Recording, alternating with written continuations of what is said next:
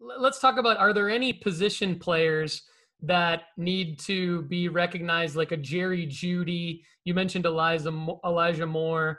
You mentioned Amari Cooper. Who are the position players? Even maybe guys like, I don't know, J.K. Dobbins or Mhm. some of the guys in Baltimore. Who are the position players that will collaterally benefit from being around the QBs that we've talked about so far, that you want to advise sports cards investors to take a look at? Yeah, there are definitely a few of them that we saw some little tiny demand spikes for, once the trades happened, but I think there's still a ton of room for growth. It's interesting that our market has evolved quite a bit over the last couple years since the initial boom. There's definitely a lot more demand now for skill position players, and a lot more of that demand is being driven by actual production on the field. We saw it happen with a variety of different players last year, and there could be some pretty significant demand spikes from just one game. Just one game of a big 3-4 touchdown performance. Even defensive players that had some big sacks and interception streaks. We saw that with Trevon Diggs last year. His rookie ticket autos went through the roof. So it's really interesting to see how the production is driving the demand of our card market, which makes these skill position players very viable investments, and you can definitely profit from them if you're getting in at the right entry price point, and then kind of holding them, having them ready to go when those big boom performances happen, and you'll sell some cards.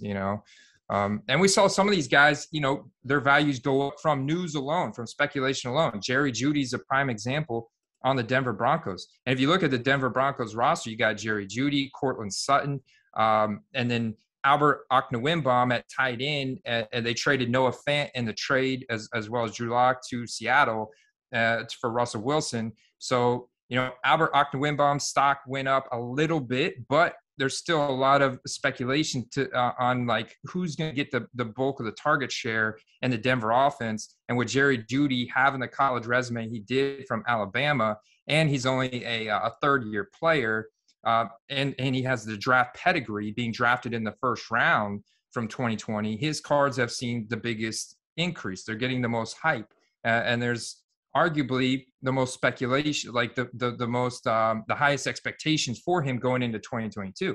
But I would argue that we haven't really seen Jerry Judy break out yet in the NFL.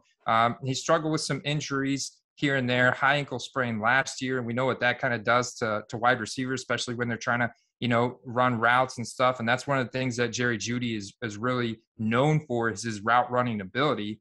But you look at a guy like Cortland Sutton, who's built a lot more like DK Metcalf, big body, field stretching wide receiver who can go up and make contested catches. We've seen him actually make Drew Lock look pretty good in the past, and Teddy Bridgewater too. We've seen him produce over 1,000 receiving yards, but he's not getting necessarily the hype that Jerry Judy's getting. That's because he's got another year older than him, and he's just not as flashy as Jerry Judy. However, he may, at the end of the day in 2022, he may have the bigger boom in his card values just based on the production that he's going to generate with Russell Wilson.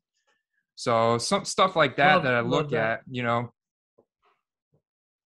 Love that. Way to go deep, man. All right. So in terms of other non-QBs to invest in terms of rankings, right? So help me re-rank these guys and throw some other guys in that I'm missing.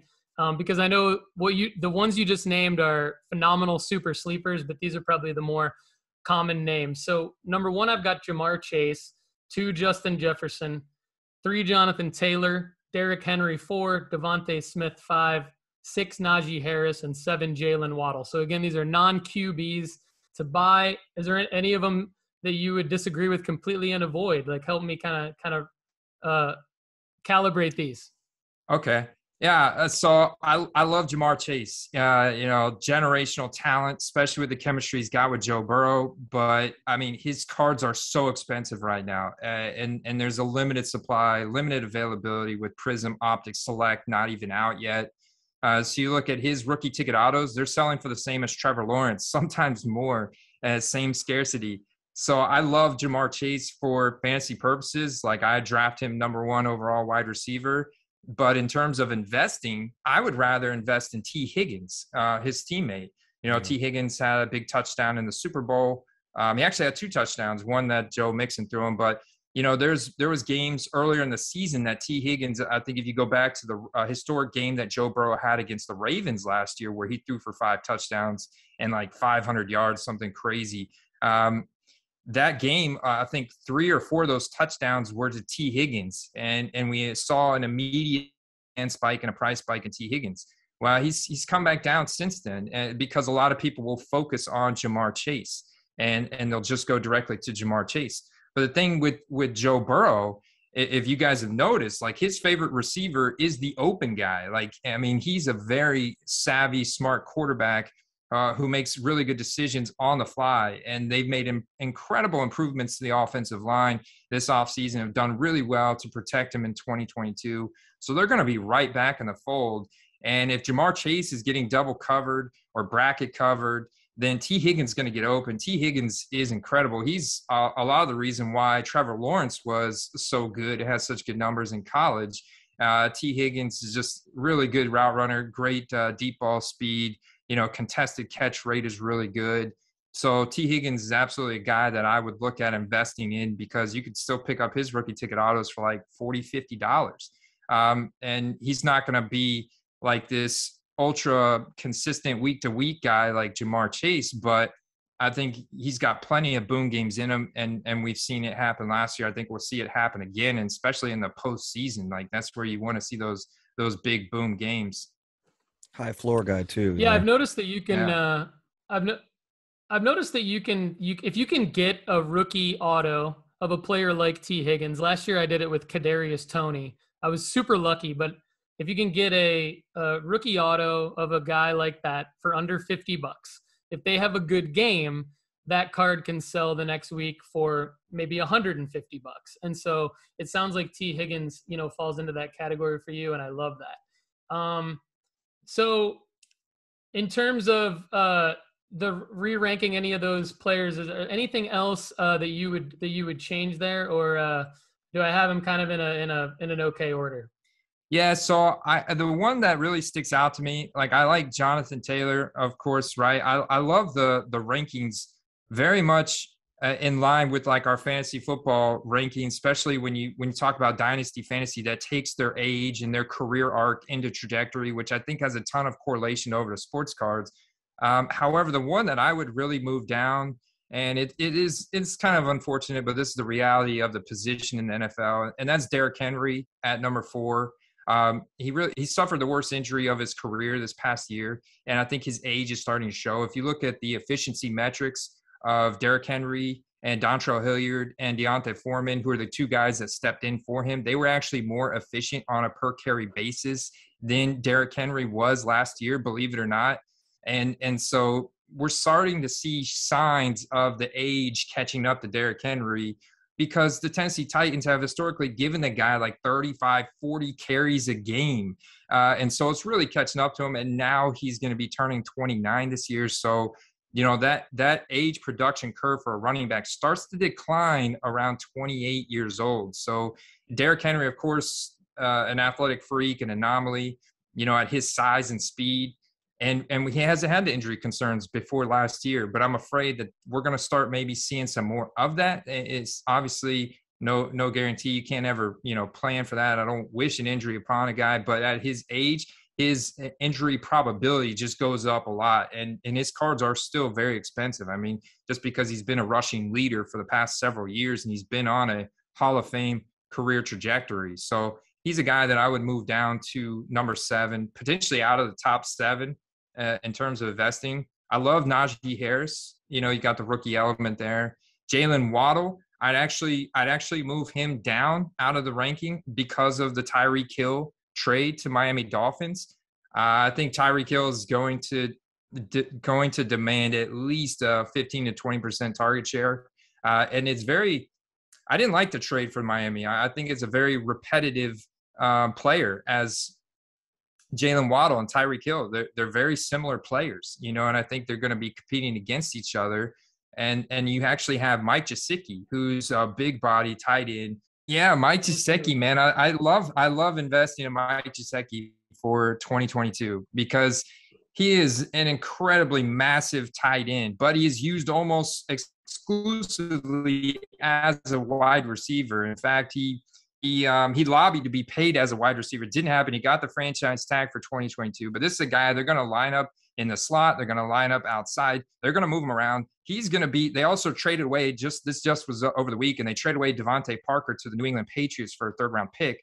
So you got now two repetitive speedsters on the outside: Tyreek Hill, Jalen Waddle. They can move those guys around, but your big body wide receiver is going to be Mike Gesicki. So I think that Jalen Waddle, Tyreek Hill are going to be competing for targets. I think this is going to hurt Jalen Waddle's target share, even though he does have the chemistry with Tua.